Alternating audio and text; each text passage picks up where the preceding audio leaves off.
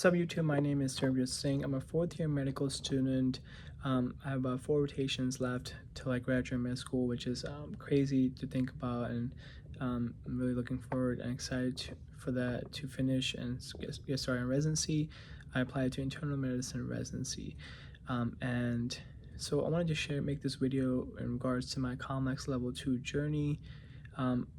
Just a preface, by this I'll be sharing my score in this video later, as well as my COMSA scores. I didn't necessarily get the highest score, but I wanted to make this to encourage those who struggle with level 1 and are really hoping that level 2 goes smoother and might be feeling a little bit of anxiety as you approach level 2.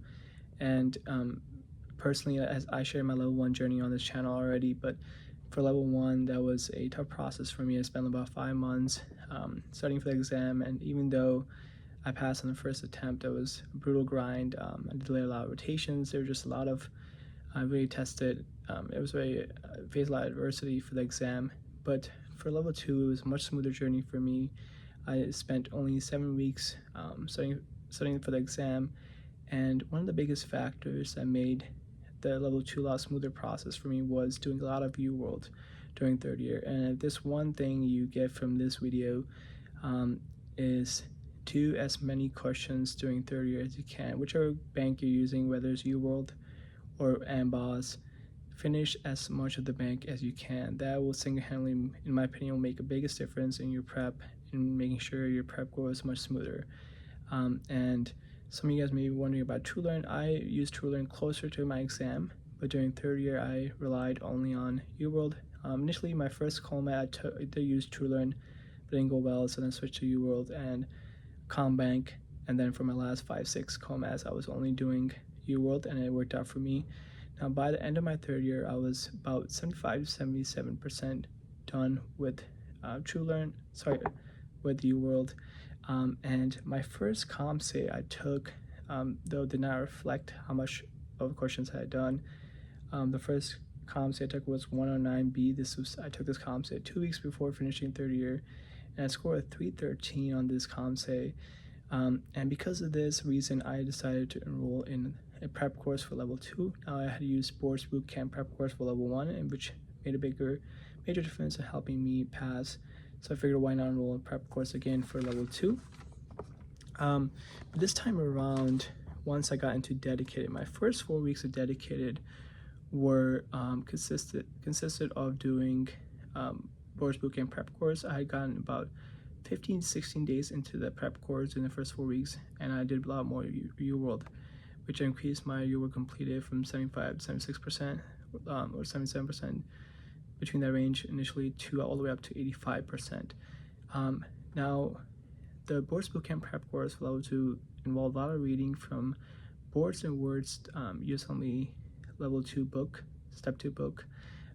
It was great. It was good initially for the content review to kind of review some of those important details, but then the prep course had me just rereading those chapters again. That's when I decided, about 4 weeks in, I had self-doubt about the course and what the direction I was headed, what I was doing to study for the exam. So I decided to take another ComSA, and this time I took ComSA 108, which I scored a 334. So at this point, I got flashbacks from level 1. I was like, here we go again, I don't want to spend that much time for level 2 as I did for level 1, and I have to do something different. So I dropped my prep course there, which I took a leap of faith. I had spent a lot of money on this prep course already, but I was like, you know what, I'm not going to read anymore from the textbook. I just need to drill in lots of practice questions and do more questions. So week 5 of my journey consisted of doing clinical mastery series forms, which are made by NBME and are made for step 2. But I still found those forms very helpful.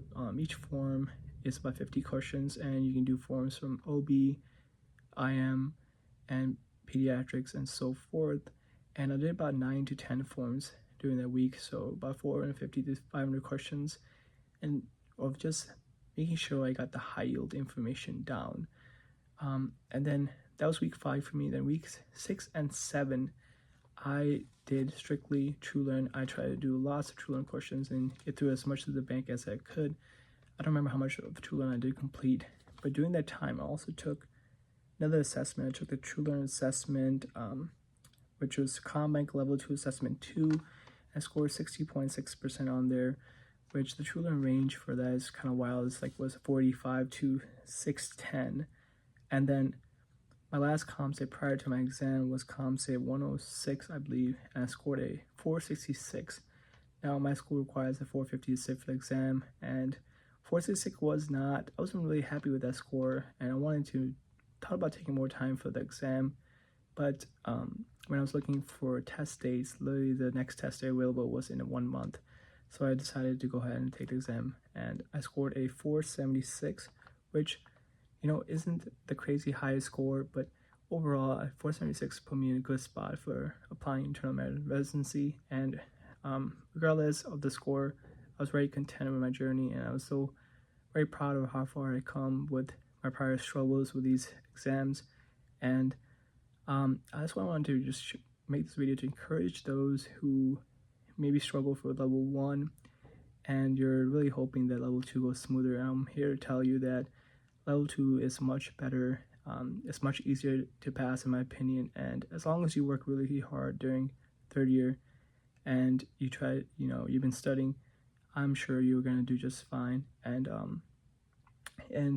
just want to let you know that it does get better, especially after taking level 2. It was much relief, and after that, just doing my audition rotations and then interviews, as I'm on the other side of finally the chill months of 4th year. I'm telling you, once the hard work will pay off.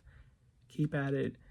And that's all I wanted to kind of share. Is hopefully you find this video valuable, you find some words of encouragement, and if you have any questions, I will have my email address as well as Instagram in the description. Feel free to reach out to me, and keep putting the work. Your hard will pay off. Thank you for watching.